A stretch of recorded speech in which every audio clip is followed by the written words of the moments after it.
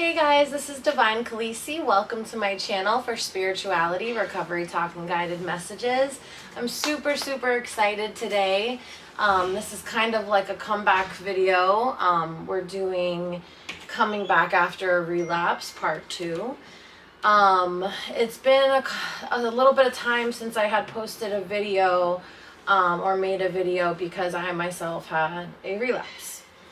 My relapse was New Year's Eve. This just passed. And I've been in and out kind of trying to stick and stay. And it's extremely difficult to open up about it because, you know, it's embarrassing, it's shameful, you got a lot of guilt there. And, you know, if you're an addict and you're an addict in recovery, I'm sure you can relate. Basically, I went through a treatment center and I graduated and I started working at that treatment center as the intake coordinator. It was a dream job for me and it was amazing working with addicts in recovery and being on the other side of that desk and then the other seat. I felt amazing and everything was going great. But somehow deep down there was other things going on that I was maybe pushing down and not talking about.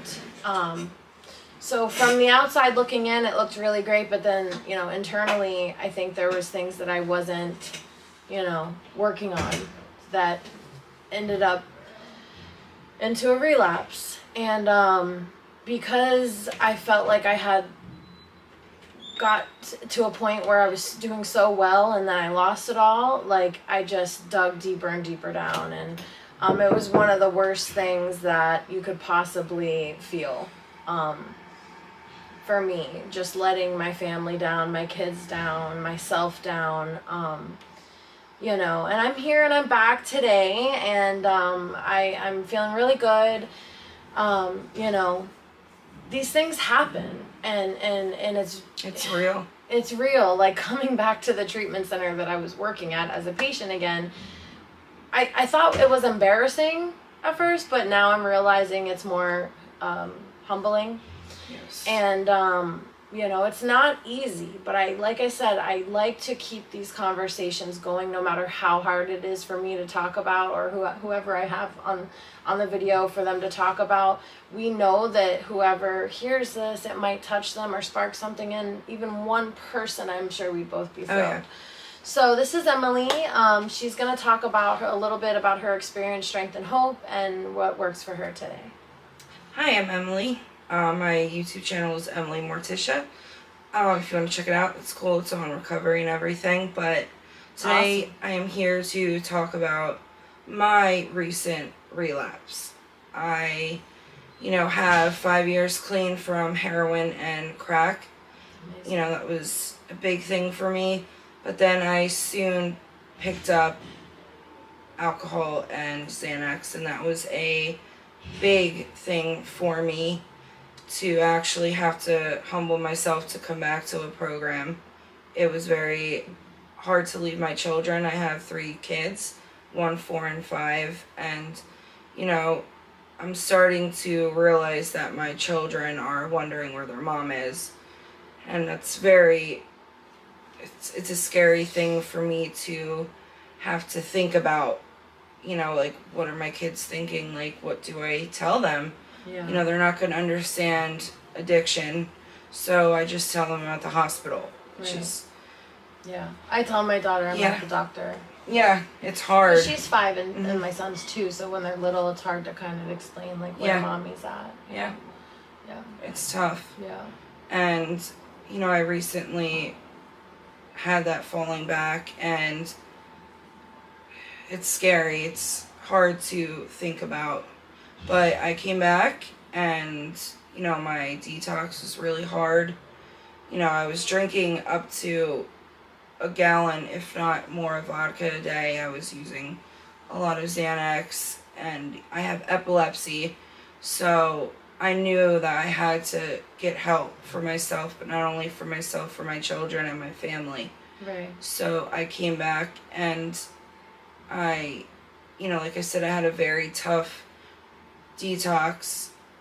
lasted almost 2 weeks, you know, and now I'm on my 3rd week of my treatment, and I'm finally feeling a lot better. Good. I'm glad. Yeah. That's amazing. Yeah. It's scary. It's scary, yeah. Yeah.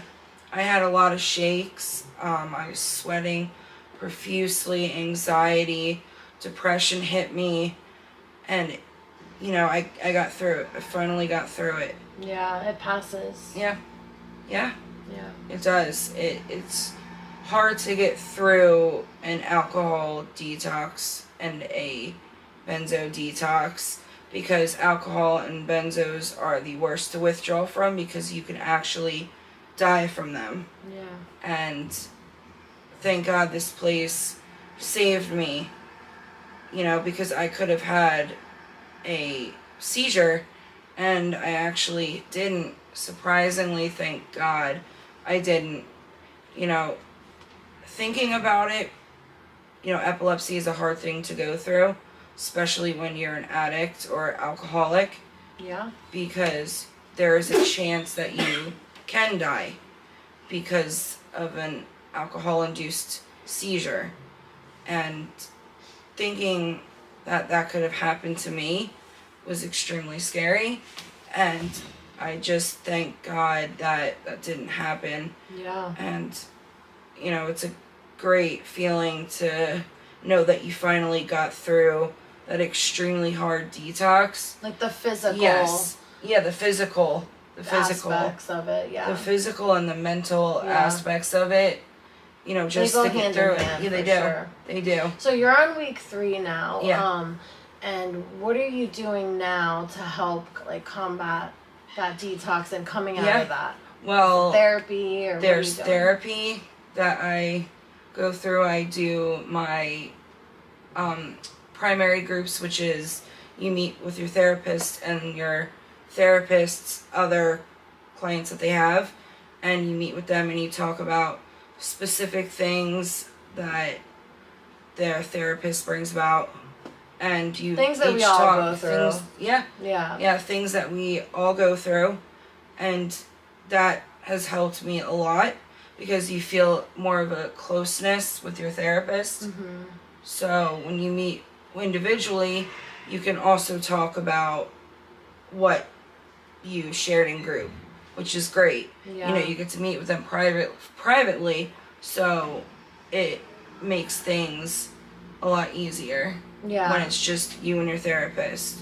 So So you would say like the therapy aspect has been like the most like precedent thing in coming through that detox. Yes, for sure. Yeah. Yeah, and I'm also. I agree. For me too. Yeah. You know, my therapist Tony is amazing. I know. Marguerite is great too. Yeah. And I do love Tony. Yeah. He's great. And I do want to say, like, you know, this is part of our journey. Like, we don't have to endorse treatment for anybody. Right. That might not work for you. Right. I just want to put that out there. But it just happens to work for us.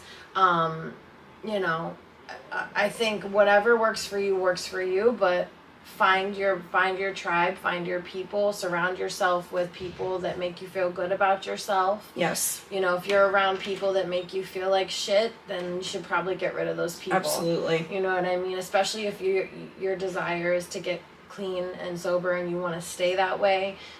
A lot of the times it's really hard because it's family members or really close friends that are, you know, you use with, and you got to cut them off if that's what you want. And unfortunately, that's just the sad reality of it. But in turn, you get so much more, and you meet so many beautiful people and beautiful souls on this journey, and so many like-minded people, talented people, musicians, singers, artists, writers. I mean, you know, I've noticed that addicts have been some of the most creative and intelligent people that I've ever met. Absolutely. You know, we have people playing guitar and singing, and you're just like, oh, why aren't you on the radio? Absolutely. Like, this is amazing.